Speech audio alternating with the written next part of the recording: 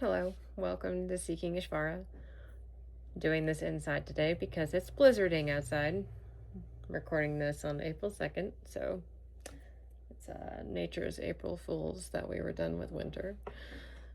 So I wanted to talk today about what you can control, because when I first started along this journey, one of the lessons that I learned was you can only control you. As much as you want to control what your coworkers are doing or what your kids are doing or your partner, you can't control them, and you can't make them do what you want them to do. You can only control you. You have your own perception of what's going on in your head. What you have your own perception of what other people are thinking about you, but you never actually know what that is. You never know what other people's thoughts are unless you actually ask them. So it's an interesting concept to think about, because I feel like in this day and age where we really want things to go our way, like I was very much like, oh, I want all the control, but I couldn't have it. And I found more freedom in just controlling myself, because what can we control? We can control our thoughts, how we think about ourselves, how we think about others. We can control our emotions. Are our emotions coming from the past, from those patterns that we've instilled? We can choose to break those patterns if we want, or we can continue to go along with them. We can control our perceptions, which our perceptions are also based on the past generally. Okay, we have this life experience that happens, something happens that maybe we don't want, and then we react a certain way, but we react that way because we've trained ourselves to react that way. So this sort of parallels to the previous video that I did last week about emotions, because this is all, humans like patterns. In our brains, we have neurological wiring that is reinforced every time we make the same decision, or every time we have something that happens in life and we decide to react the same way. So these are things that you can control. And we also can control our minds and how we talk to ourselves. And that's a part of a lot of what energy work is. The sound healings is about, like, even physical asana and yoga. It's about getting the body, or getting the mind, from out here and from the past, from the future, back into the body and bringing it down in, and merging the mental reality with the physical one. Because how often are you not where you physically are mentally? Mentally, where are you? And if you start to notice how often you're not here, well, then you start to create that separation of,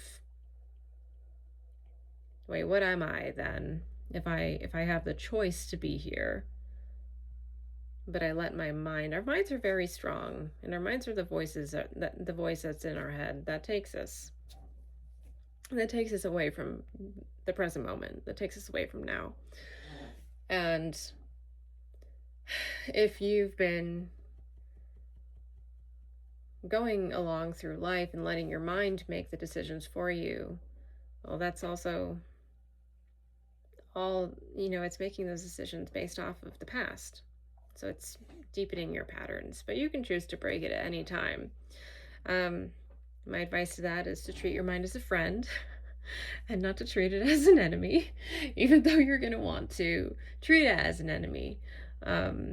But your mind is there because it's also a safety mechanism. It keeps you safe, it keeps you in your box, but it also keeps you going in a predestined future based off of your past. So you're literally recreating your past experiences again and again by continuing to listen to your mind. So, this is one of the biggest lessons in control. That is the most impactful long term over your life, but it is a practice. So every time you notice that you are not in the present moment, or your mind is going, oh, you're, so and so is like, thinks about like this about you, or whatever it is, you don't actually know unless you have that conversation with that person about how they think about you.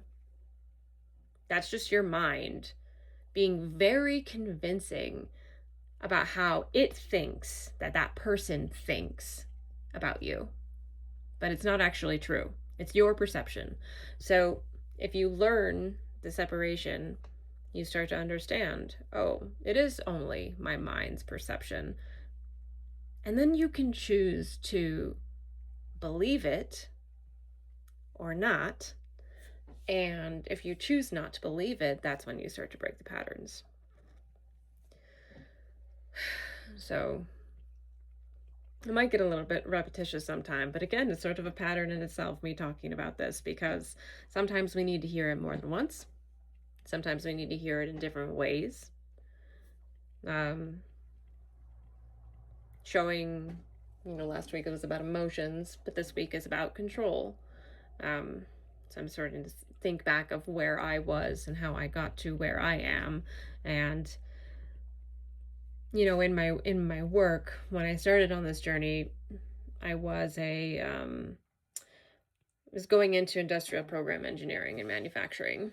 And so that meant that I had a lot of indirect leadership. I was never anybody's actual leader, but I was in control of a lot of projects that needed to be accomplished. So I needed to get a lot of people to work together. And I think I was pretty successful with that. But it came from learning about control, and then also learning that, keeping in mind that you don't know what is going on in somebody's life. You don't know if their pet died, or if their kid is acting up in school, or you have no idea what's going on in that person's life, unless you communicate to them. And a lot of times, our throat, the Atlantean word for the throat energy center is huertal, is blocked because we're afraid to speak, because the mind wants to keep us in that safety bubble.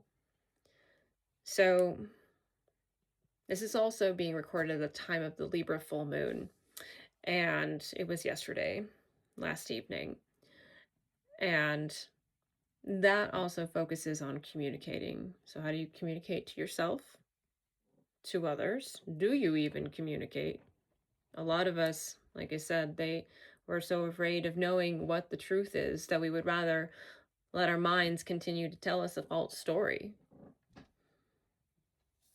So sometimes having those hard conversations can alleviate a lot of uncertainty of what's in our mind. So I encourage you to learn about control, start practicing that, become aware that you don't know what's happening outside of your own little universe, and being okay with that.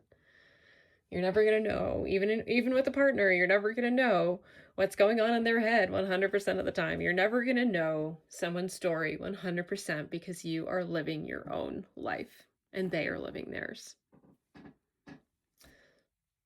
So start to notice your mind, start to notice how often you're here. And maybe that'll change your perception a little bit, and have those conversations that you need to have, that maybe you've been putting off.